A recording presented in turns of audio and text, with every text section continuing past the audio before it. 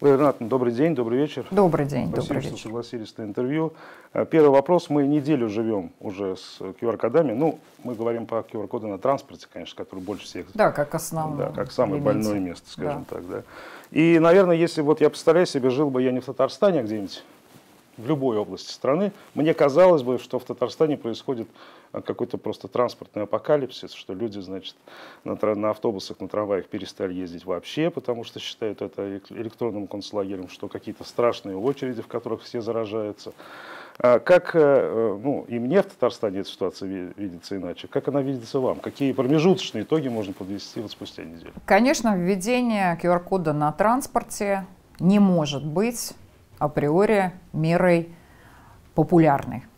Это непопулярная мера, и, как и все непопулярные меры, она никогда не будет воспринята положительно. С точки зрения эпидемиологического процесса, введение ограничительных мероприятий является неотъемлемой частью происходящих процессов по противодействию распространению. Нужно сказать, что максимальное количество жалоб жителей республики, поступающих в адрес президента республики, в адрес премьер-министра республики, в оперативный штаб, были именно связаны с транспортом.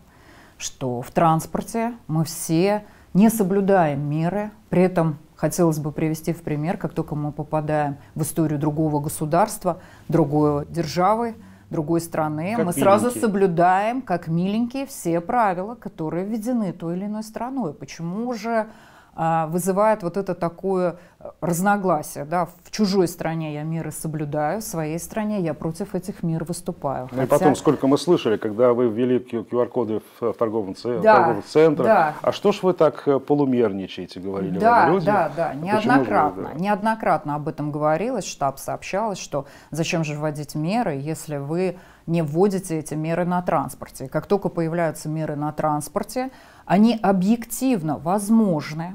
Ничего в этом, скажем, только характерного для Российской Федерации или для Республики Татарстан, ну, конечно же, нет. То, что это вызывает сопротивление, конечно же, да. То, что в средствах массовой информации из этого делается апокалипсис, это точно и 100%. Тогда как телефоны горячей линии медленно снижается количество обращений. Мы фиксируем каждые 2 часа количество обращений граждан. Безусловно, первый день стал методом проб и ошибок. Первый день, и это должно было произойти, это возможно. Безусловно, первый день стал и некоторым вариантом провокаций. Это неизбежно. Я думаю, что этот путь идти сложно, но этот путь пройти нам нужно. Если говорить о прогнозах, если просто говорить о прогнозах без мер, то тогда это может затянуться на колоссально большое время. Если оптимисты сегодня говорят о том, что это как минимум до середины следующего года, то это тоже много. И мы могли бы чуть раньше, вот наши коллеги-эпидемиологи Республики Татарстан, они с глубоким сожалением, конечно, констатируют, что если бы все вот эта активность граждан по вакцинации была 2 месяца назад, возможно, мы бы не имели таких последствий, как в Республике Татарстан, так и в Российской Федерации с подъемом заболеваемости. Ренат, на чего больше все-таки? Почему введены QR-коды на транспорте? Мы защищаем непривитых тоже. Мы защищаем привитых от непривитых. Мы разгружаем стационары. Мы призываем таким образом население к вакцинации. Или все-таки мы каким-то образом разрываем контакты? Чего здесь больше? Скажу, код не является медицинской мерой. Это 100%. Это мера разобщения, вы абсолютно правильно говорите. Это мера невозможности получить вирус непривитому.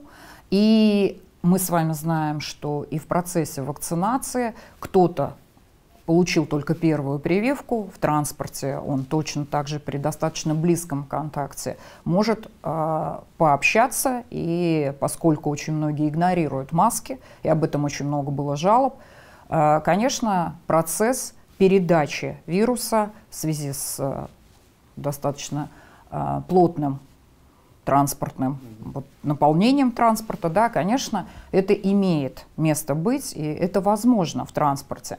Это механизм, в том числе, вакцинирования населения республики. Мы же все вот за этот самый стойкий иммунитет против коронавирусной инфекции бьемся, и этот результат, на самом деле, результат всего населения Республики Татарстан. И я бесконечно благодарна всем тем, кто идет на прививку, всем тем, кто принимает решение о прививке, принимает его взвешенно, да, прочитав, посмотрев, подумав.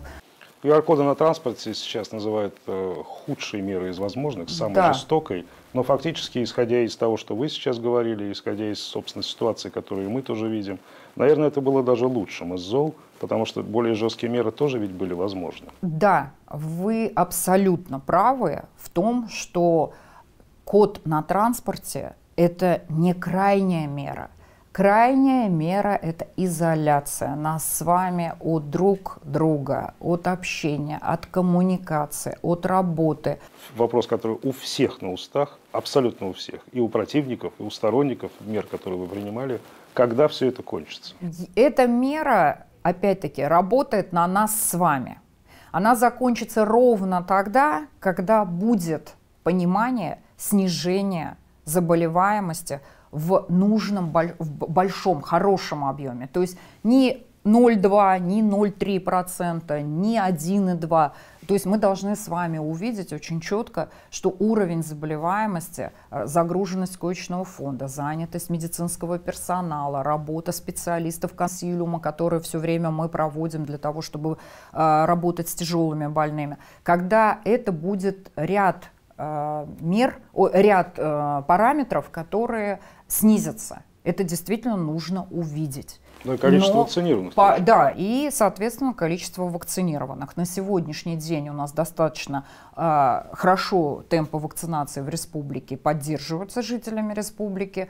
И я думаю, что вот тот процесс снижения, который не будет сразу, а мы увидим где-то в течение следующего месяца, должен нас с вами сподвигнуть на то, что меры ограничительные будут сниматься.